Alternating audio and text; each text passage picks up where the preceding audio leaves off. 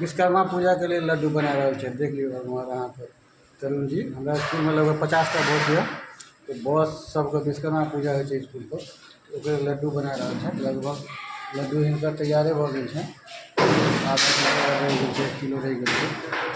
कल खाए कला में सेहो सीन देखा, जब लड्डू हम सब देवे तखुनका सीन से हम अहाँके देखा।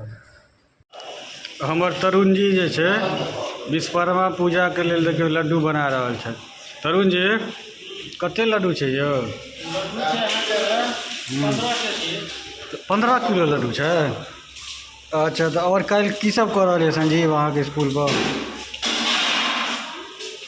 लड्डू एकटा बुनिया सेव ने आ बुनिया है, तो बिना बुनिया के विश्वकर्मा पूजा छै। हमरा स्कूल में देखियो विश्वकर्मा पूजा के लेल लगभग 15 किलो लड्डू बनेला थे तरुण जी।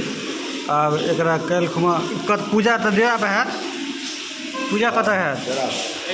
एतऽ एबेर एते हेतै? अच्छा, क्या एमडी सर करता पूजा? एमडी साहब करता ना? ठीक है। अब लगभग 1 किलो और लड्डू इनका रह गए बनबे ला। 1 किलो 1-2 किलो यौ। अब कल खुमा जखन लड्डू उसर गए थे तकर बाद फिर से हम अहाँ के वीडियो देखा।